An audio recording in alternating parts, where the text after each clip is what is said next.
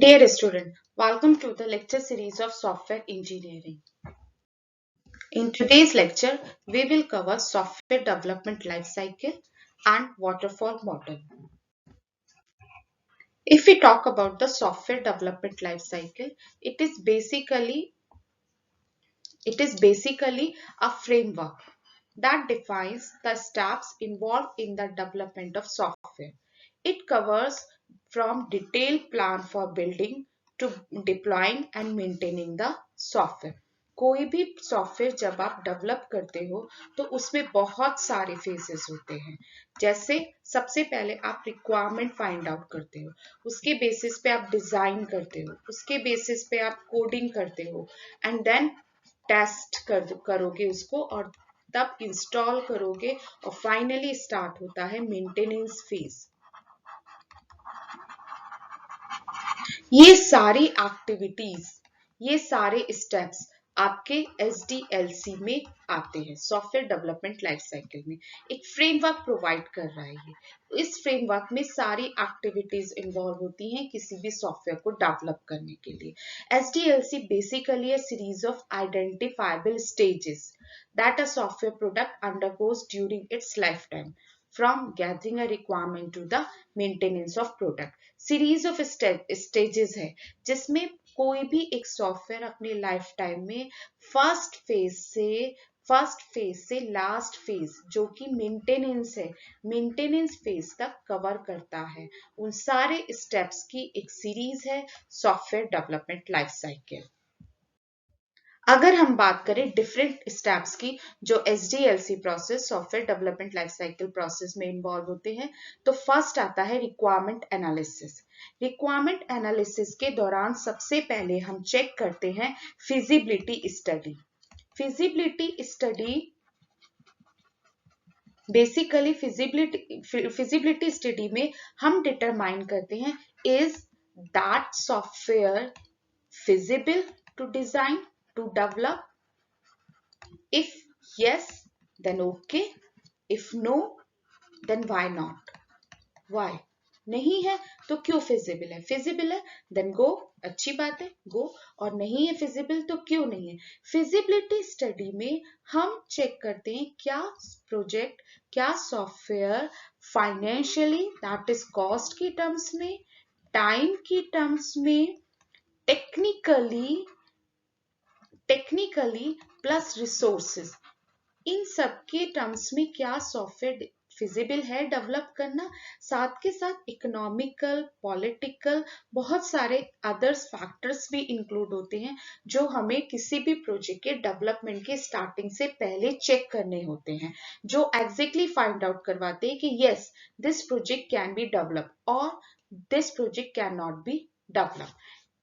Feasibility study के बाद हम रिक्वायरमेंट एनालिसिस, स्पेसिफिकेशन और प्लानिंग करते हैं। जितनी भी रिक्वायरमेंट्स आती हैं उन रिक्वायरमेंट की एनालिसिस की जाती है, उन रिक्वायरमेंट को समझा जाता है, कस्टमर से बात की जाती है, कस्टमर से कंटिन्यूसली इंटरेक्शन के साथ वो रिक्वायरमेंट्स प्रॉपरली समझी जाती हैं, उसके बेसिस पे एनालिसिस होती है और उस एनालिसिस के बेसिस पे हम इसे 2 पार्ट्स में डिवाइड करते हैं।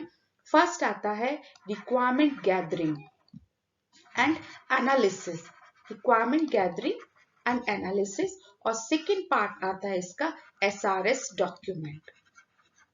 रिक्वायरमेंट गैदरिंग और एनालिसिस में कस्टमर से कंटिन्यूसली इंटरेक्शन के बाद जितनी भी रिक्वायरमेंट हमें समझ में उन सबको कलेक्टिवली लेकर उनकी एनालिसिस करते हैं और उस एनालिसिस के बेसिस पे हम SRS तैयार करते हैं। SRS basically software requirement specification एक डॉक्यूमेंट होता है और इस डॉक्यूमेंट के बेसिस पे ही फर्दर फेजेस पर काम किया जाता है।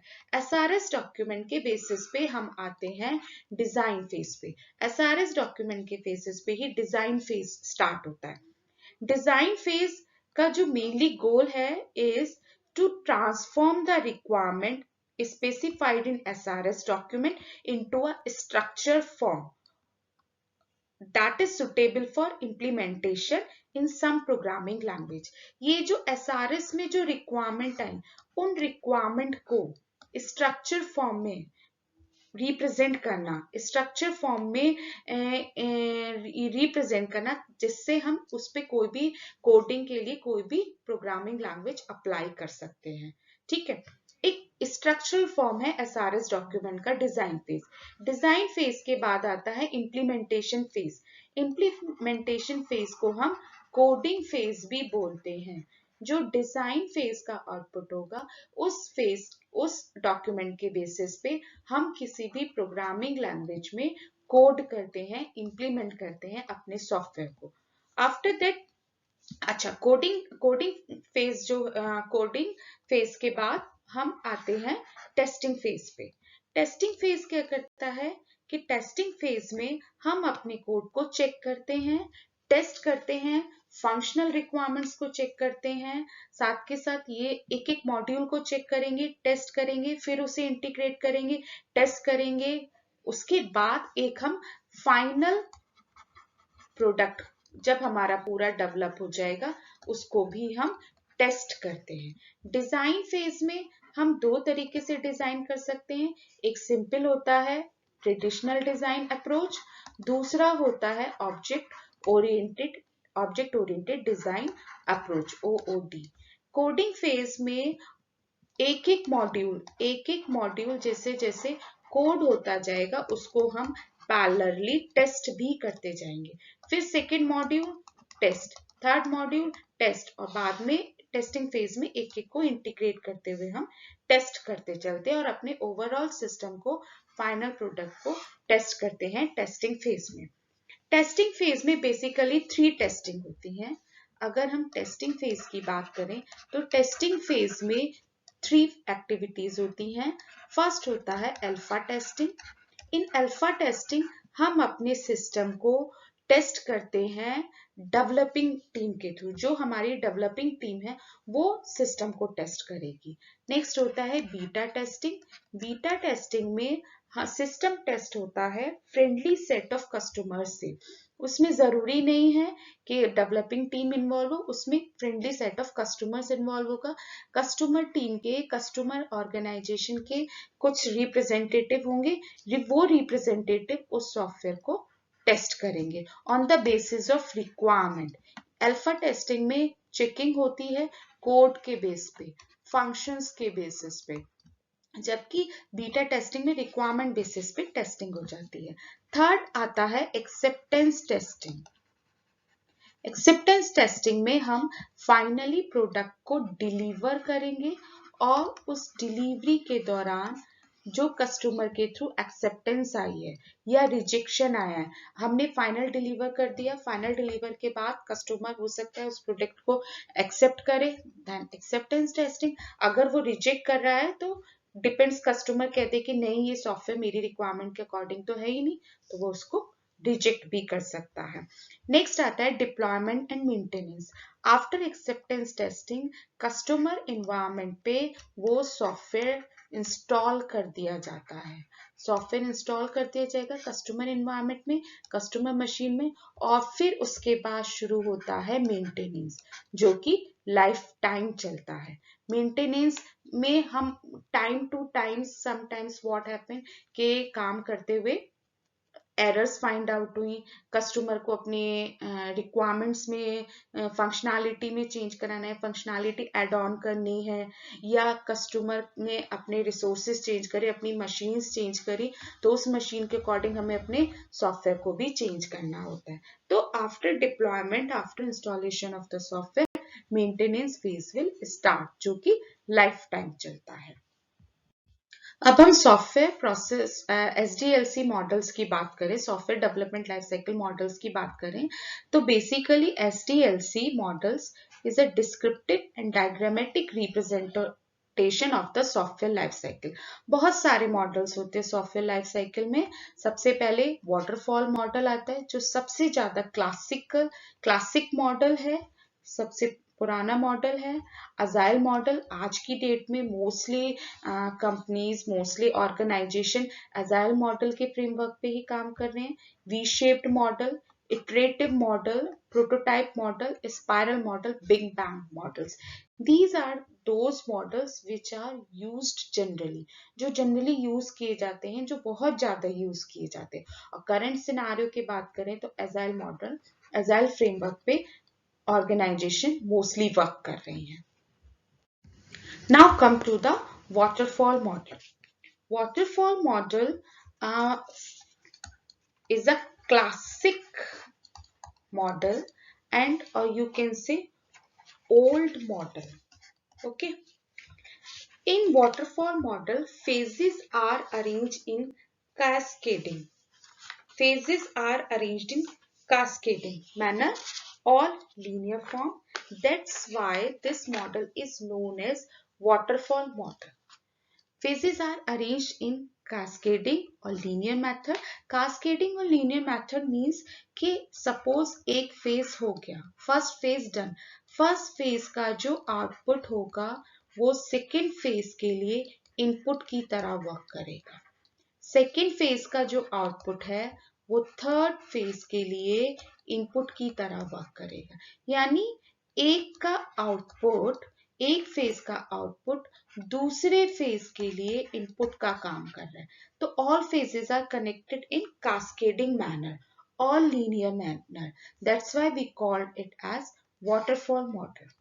The output of one phase connected to the input of next phase. As I have told earlier कि एक फेज का आउटपुट दूसरे फेज के लिए इनपुट होगा. One stage take inputs from previous stages and gives output to the next stages. And each stage has some entry and exit criteria of one stage should match with entry criteria of next stage. अगर हम एक stage की बात करें तो हर stage के लिए एक एंट्री क्राइटेरिया होता है और एक एग्जिट क्राइटेरिया होता है. एक फेज कब खत्म होगा वो इस एंट्री और एग्जिट क्राइटेरिया पे ही डिपेंड करता है. एक जो एग्जिट क्राइटेरिया प्रीवियस फेज के लिए है, सेम क्राइटेरिया एंट्री क्राइटेरिया हो जाएगा नेक्स्ट फेज के लिए. ओके, तो each phase has entry and exit criteria. Her phase को स्टार्ट होने से पहले उसको अपने एंट्री क्राइटेरिया को सेटिस्फाई करना पड़ेगा और हर फेज का एग्जिट क्राइटेरिया दूसरे फेज के लिए एंट्री क्राइटेरिया होता है. Now come to the diagram of waterfall model. In waterfall model, first phase is requirement gathering. In requirement gathering, we also include feasibility study. In some cases, we include this phase in requirement gathering. This study will include in requirement gathering, and some cases we do this phase individually, like phase 0. We also include a phase 0 or we do individually feasibility study. उसको हम requirement gathering के साथ cover नहीं करते, उसको हम requirement gathering से पहले ही कस्टमर की प्रॉब्लम को अंडरस्टैंड करके चेक करते हैं इज दिस फिजिबल और नॉट. आफ्टर रिक्वायरमेंट गैदरिंग का जो डॉक्यूमेंट आएगा उसके बेसिस पे हम स्टार्ट करते हैं रिक्वायरमेंट एनालिसिस. और रिक्वायरमेंट एनालिसिस का आउटपुट होता है SRS डॉक्यूमेंट. SRS डॉक्यूमेंट के बेसिस पे स्टार्ट होगा डिजाइन. डिजाइन के बाद डिजाइन का जो डॉक्यूमेंटेशन आएगा उस डॉक्यूमेंट के बेसिस पे हम स्टार्ट करते हैं coding and testing. And after acceptance testing we do release and maintenance. We release the product and start the maintenance phase. यहाँ पे एक फेज का जो आउटपुट है वो दूसरे के लिए इनपुट होता जा रहा है. दूसरी चीज, यहाँ पर सारे फेजेस एक प्रॉपर ऑर्डर को फॉलो कर रहे हैं. पहले डिजाइन फेज ही होगा, उसके बाद कोडिंग होगा. डिजाइन फेज से पहले we have to complete our SRS document. ऐसा नहीं है कि SRS डॉक्यूमेंट इनकम्प्लीट है, हम एक एक रिक्वायरमेंट को स्पेसिफाई करते जा रहे हैं और उसे डिजाइनिंग के लिए देते जा रहे हैं. ऐसा पॉसिबल नहीं है. जब तक कंप्लीट SRS डॉक्यूमेंट नहीं मिलेगा तब तक डिजाइनिंग फेज स्टार्ट नहीं होगा, या जब तक डिजाइनिंग फेज कंप्लीट नहीं होगा कोडिंग फेज स्टार्ट नहीं होगा. जब प्रीवियस फेज कंप्लीट हो जाएगा तभी हम नेक्स्ट फेज को स्टार्ट करते हैं वाटरफॉल मॉडल में। ऐसा नहीं है कि एक मॉड्यूल का हमने डिजाइन कंप्लीट कर लिया और उसको हमने कोड के लिए भेज दिया, पैरेलली सेकेंड मॉड्यूल का डिजाइन चल रहा है और उसको कोडिंग के लिए भेजे। इस तरीके से नहीं है वाटरफॉल मॉडल में। पहले डिजाइन फेज कंप्लीट होगा, then we go for a coding phase. Now we consider the detailed diagram of waterfall model. First we do feasibility study. Feasibility study के दौरान जो डॉक्यूमेंट आया उसका वैलिडेशन हुआ। Validation in software development life cycle there are two processes. First process is validation and second process is verification. In verification, we check the functional requirement. We confirm, we verify our functional requirement. But in validation, we verify customer requirement or non-functional requirement. Non-functional requirement. So, in software development life cycle, each phase has a two process, validation and verification. In validation, we check, we validate customer needs, customer requirements, or you can say non-functional requirements. But in verification phase, we verify our functional requirement. Is our system is functionally correct? Coding की form में जो code किया गया है जिस function के लिए वो करेक्ट है या नहीं है। तो सिस्टम फिजिबिलिटी में जो डॉक्यूमेंट होगा उसका वैलिडेशन होगा और फिजिबिलिटी रिपोर्ट जो है वो आपकी दे दी जाएगी रिक्वायरमेंट एनालिस्ट और प्रोजेक्ट प्लान टीम को। प्रोजेक्ट प्लान टीम और रिक्वायरमेंट एनालिस्ट टीम जो है उसको वेरीफाई करेगी, एनालाइज करेगी, उसके बेसिस पे प्लान करेगी और प्रिपेयर करेगी SRS डॉक्यूमेंट। इसका जो आउटपुट होगा वो होगा SRS डॉक्यूमेंट, जिसे हम बोलते हैं requirement document and project plan. यहाँ पे भी वैलिडेशन अप्लाई होगा। SRS डॉक्यूमेंट के बाद स्टार्ट होगा system design. System design verify होगा, वेरिफिकेशन होगा, उसमें चेक किया जाएगा क्या जो जो फंक्शनल रिक्वायरमेंट थी वो सारी फंक्शनल रिक्वायरमेंट सिस्टम डिजाइन में कवर हुई है। After that document, design document go to for the detailed designing. Again we apply the verification. After detailed designing we start the coding, and in this coding we also do the verification parallelly. functional requirement her bar check होती रहेंगी। Coding का जो output होता है that output is programs. वो programmes test होंगे और आपस में इंटीग्रेट होंगे। एक एक मॉड्यूल टेस्ट होता चलेगा और आपस में दूसरे मॉड्यूल के साथ इंटीग्रेट होता जाएगा। एक मॉड्यूल टेस्ट हुआ, दूसरा मॉड्यूल टेस्ट हुआ, इंटीग्रेट कर दिया, फिर उसके साथ थर्ड, फिर उसके साथ फोर्थ और फाइनली एक फाइनल सिस्टम मिलेगा आपको, फाइनल प्रोडक्ट मिलेगा और उस फाइनल प्रोडक्ट की हम टेस्टिंग करेंगे। After that phase we get the test plans, test reports and manuals. On the basis of test plan, reports and manual, we do the installation of the software on customer machine and give the installation report. After installation, finally operations and maintenance phases start. So this is a detailed diagram of waterfall model in which all phases are organized in linear order or in cascading manner. If we talk about individually for each phase, so first phase is requirement gathering.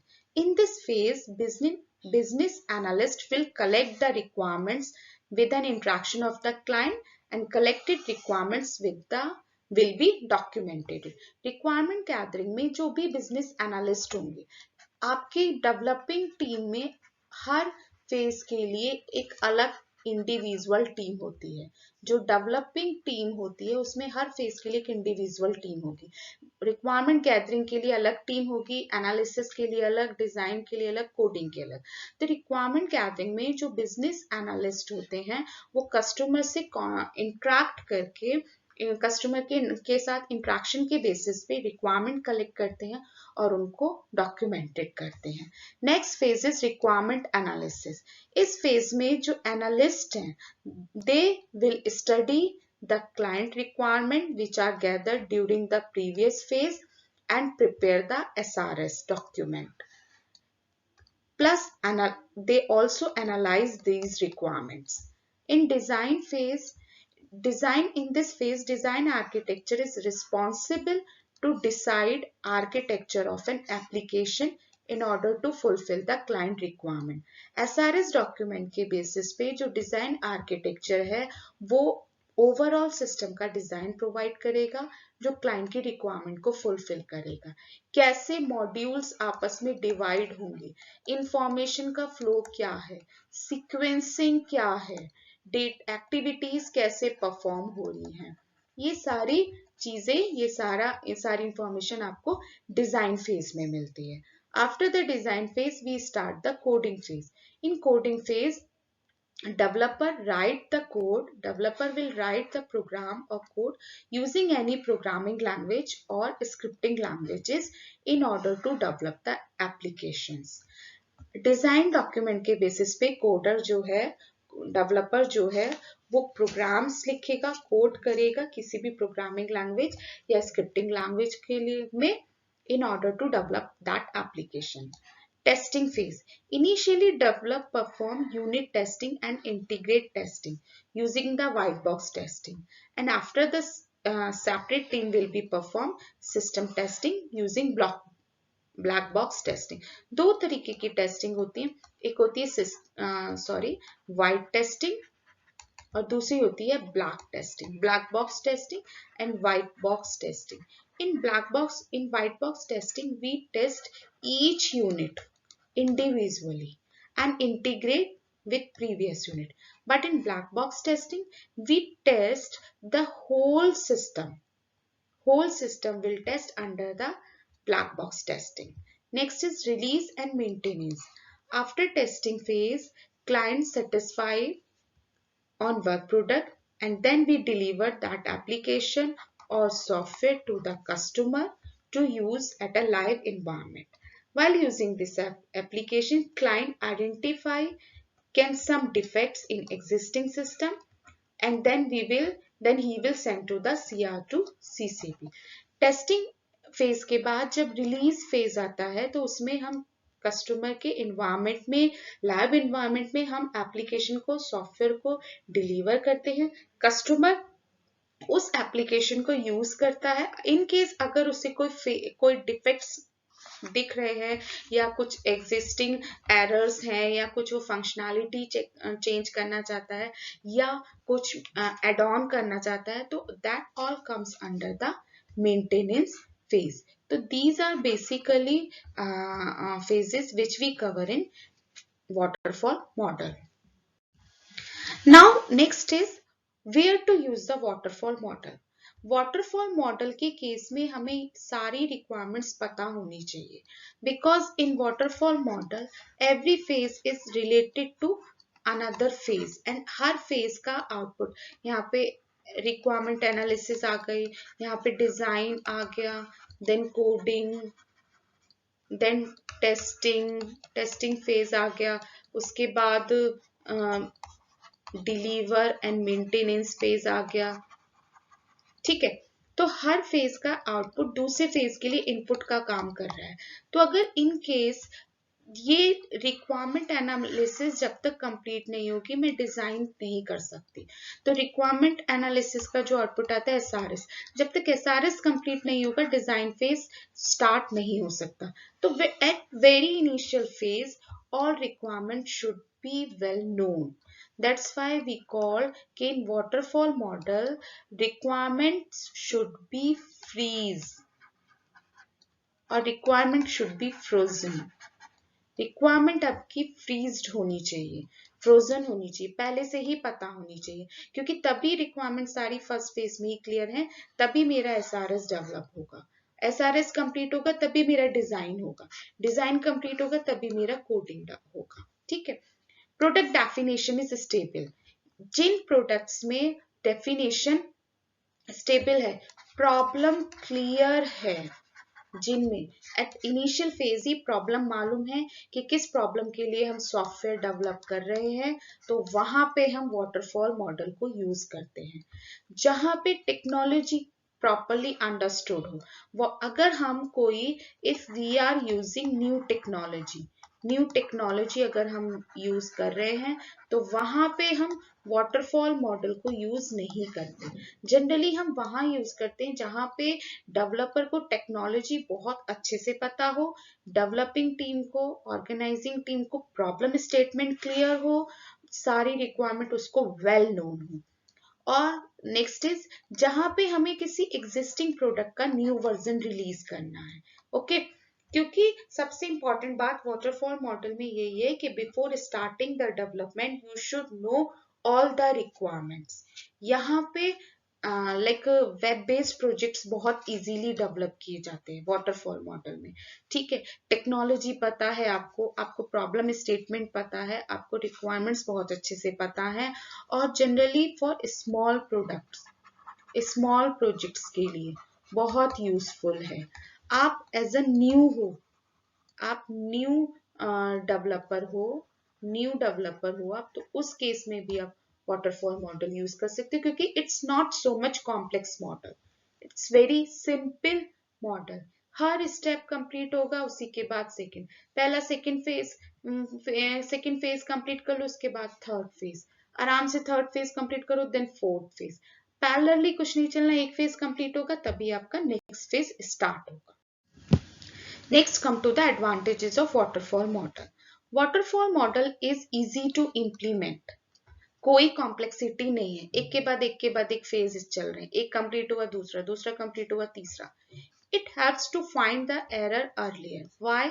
क्योंकि मैंने आपको भी last slide में बताया था कि जहां पे हमने डिटेल डायग्राम समझा था वाटरफॉल मॉडल का, आपको मैंने बताया था कि सपोज फेज 1 है, वो वेरीफाई और वैलिडेट होगा, उसका आउटपुट सेकेंड फेज में जाएगा। Phase 2 again verify and validate होगा, उसका आउटपुट थर्ड फेज में जाएगा, वो अगेन वैलिडेट एंड वेरीफाई होगा सिमिलर वे में। ठीक है, तो जब हर फेज उसी टाइम वेरीफाई एंड वैलिडेट हो रहा है, टेस्ट हो रहा है, तो अर्लियर ही हमें एरर्स फाइंड आउट हो जाती है। Easy to use and easy to understand, कोई कॉम्प्लेक्सिटी नहीं है, एक के बाद स्टार्ट करना है। ठीक है, एक एक फेज समझते जाओ, कंप्लीट करते जाओ, then go for the next phase. Work well when quality is more important then cost और शेड्यूल। शेड्यूल एंड कॉस्ट से अगर कुछ एज सच इंपॉर्टेंट पैरामीटर्स नहीं है, सिर्फ हमें क्वालिटी पे फोकस देना है, तो they are very suitable. Documentation is produced at every stage of waterfall model, which allow pupil to understand what has been done. Her part में डॉक्यूमेंट हो रहा है, हर पार्ट का जो आउटपुट है वो आपको डॉक्यूमेंट की फॉर्म में मिल रहा है, हर फेज का आउटपुट आपको डॉक्यूमेंट की फॉर्म में मिल रहा है। तो कस्टमर को, एज ए कस्टमर आप इजीली अंडरस्टैंड कर सकते हो कि एक्चुअल में क्या हो रहा है, कैसे प्रोडक्ट डेवलप हो रहा है। साथ के साथ testing is done at every stage, as I have already told कि इट हेल्प्स टू, हर स्टेप में वेरिफिकेशन एंड वैलिडेशन हो रहा है। वेरिफिकेशन हो रहा है, दैट मीन्स आप फंक्शनल रिक्वायरमेंट चेक कर रहे हो, फंक्शंस चेक कर रहे हो, यानी हर फेज में टेस्टिंग आपकी होती ही है। Now come to the disadvantages of waterfall model. In waterfall model, first limitation और डिसएडवांटेज ये है कि, एक ये है कि आपकी रिक्वायरमेंट्स फ्रोजन होनी चाहिए before the design phase start. SRS document में सारी कंप्लीट रिक्वायरमेंट्स आ जानी चाहिए। All requirement should B complete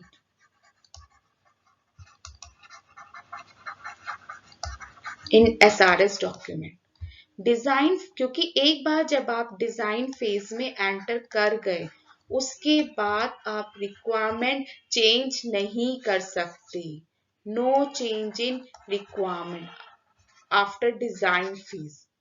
ठीक है, एक डिजाइन फेज से पहले आप रिक्वायरमेंट चेंज कर सकते हो, एसआरएस फेज, एसआरएस डेवलपमेंट के दौरान, एसआरएस डॉक्यूमेंटेशन के दौरान। बट अगर एक बार डिजाइन फेज स्टार्ट हो गया तो रिक्वायरमेंट में कोई चेंज नहीं होगा।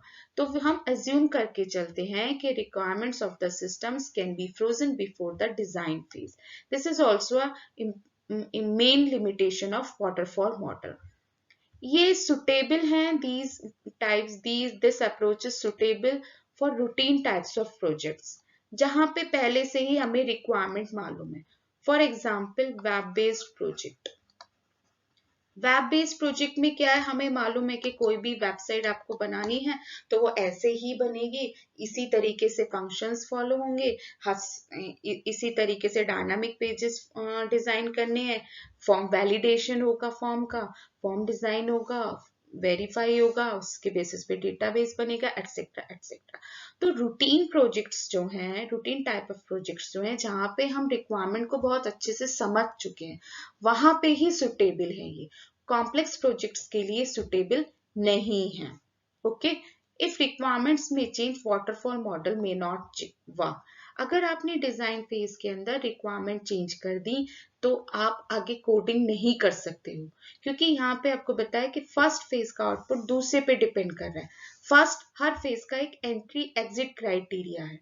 फर्स्ट फेज कंप्लीट होगा, फर्स्ट फेज का एग्जिट क्राइटेरिया, सेकेंड फेज के लिए एंट्री क्राइटेरिया है। तो जब एक बार रिक्वायरमेंट फाइनलाइज हो गई, उसके बाद आप डिजाइन फेज में एंटर कर गए, और डिजाइन फेज के दौरान अगर आपने रिक्वायरमेंट चेंज कर दी तो वहां फिर वाटरफॉल मॉडल वर्क नहीं करेगा। या तो आप उसमें फिर कोई रिक्वायरमेंट चेंज कर ही नहीं सकते हो, या फिर आपको पूरा प्रोसेस फिर से स्टार्ट करना पड़ेगा, रीवर्क करना पड़ेगा। अगेन आपको रिक्वायरमेंट एनालिसिस, गैदरिंग, एसआरएस और डिजाइनिंग दोबारा से स्टार्ट करने पड़ेंगे। It is a documentation driven process that requires formal document at the end of each phase. Her document, her phase का जो आउटपुट होगा वो डॉक्यूमेंटेशन की फॉर्म में होगा। तो बहुत ज्यादा डॉक्यूमेंटेशन है वाटरफॉल मॉडल में। लेकिन कुछ एप्लीकेशंस ऐसी होती हैं जिनमें हम इतना ज्यादा डॉक्यूमेंटेशन नहीं कर सकते। जो कुछ कॉम्प्लेक्स प्रोजेक्ट्स होते हैं, कॉम्प्लेक्स सॉफ्टवेयर होते हैं, उनमें इतना ज्यादा डॉक्यूमेंटेशन पे हम टाइम नहीं दे सकते, जो बहुत ज्यादा कॉस्टली और बहुत ज्यादा जिन प्रोजेक्ट्स में टाइम अपने आप में एक कंस्ट्रेंट है, जहाँ पे टाइम कंस्ट्रेंट हो जाता है, वहां पे इस प्रोसीजर को, जहाँ पे बहुत सारा डॉक्यूमेंटेशन है, सुटेबल नहीं रहता। Adjust scope during life cycle can kill a project. अगर आप कुछ भी एडजस्ट कर रहे हो, आपने कहा ठीक है ये रिक्वायरमेंट नहीं हो सकती, इस रिक्वायरमेंट को कर दो, ये नहीं हो सकती, ये कर दो, वो पॉसिबल नहीं है। Okay, high amount of risk and uncertainty है। क्यों? क्योंकि एक बार जब सॉफ्टवेयर डेवलपमेंट लाइफ साइकिल में आप एंटर कर गए, एक बार जब आप डिजाइन फेज में एंटर कर गए, तब वहां पे कस्टमर से कोई मतलब नहीं चल रहा है, सिर्फ वो डेवलपिंग टीम का काम बच रहा है। ना तो कस्टमर का इंटरेक्शन हो रहा है, ना ऑर्गेनाइजेशन का इंटरेक्शन हो रहा है। तो आपको जब आप एसआरएस तक कस्टमर से कंटिन्यूसली इंटरेक्शन है, उसके बाद सीधे डिजाइन, कोडिंग, टेस्टिंग और डिलीवरी के दौरान कस्टमर को उस प्रोजेक्ट के बारे में पता चल रहा है। कस्टमर फाइनली एसआरएस के बाद डिलीवरी के दौरान ही उससे इंटरेक्ट करेगा। तो चांसेस हैं, हो सकता है कि at the time of delivery customer कह दे मैं तो इस तरीके की रिक्वायरमेंट चाहता था, मतलब मैंने ए रिक्वायरमेंट दी थी, लेकिन अब मार्केट क्या है ए प्लस रिक्वायरमेंट का, तो मुझे ए प्लस के अकॉर्डिंग मेरा प्रोडक्ट नहीं है। ठीक है, या एसआरएस के दौरान रिक्वायरमेंट समझने में एम्बिग्युइटी हो गई, या उस दौरान कस्टमर तो ए प्लस ही बोल रहा था, लेकिन टीम जो थी वो ए समझ के ही काम कर रही थी। तो हो सकता है कि कस्टमर रिफ्यूज कर दे उस प्रोजेक्ट को लेने से। तो high amount of risk and uncertainty है। This model is not suitable to handle dynamic change in the requirement। Her phase में आप चेंज नहीं कर सकते, क्योंकि फर्स्ट रिक्वायरमेंट जो है वाटरफॉल मॉडल को अप्लाई करने की, वो यही है कि your systems requirement should B frozen. आपकी रिक्वायरमेंट फ्रीज्ड होनी चाहिए, फ्रोजन होनी चाहिए, पहले से ही रिक्वायरमेंट पता है, तभी आप वाटरफॉल मॉडल को यूज करोगे। तो we can not handle dynamic changes in requirement. So student, this is all about the waterfall model and software development life cycle. I hope आपको समझ में आ गया होगा। अगर आपको कोई क्वेरी है तो आप मुझे मेल कर सकते हो at garima.singh@absit.in. Thank you so much.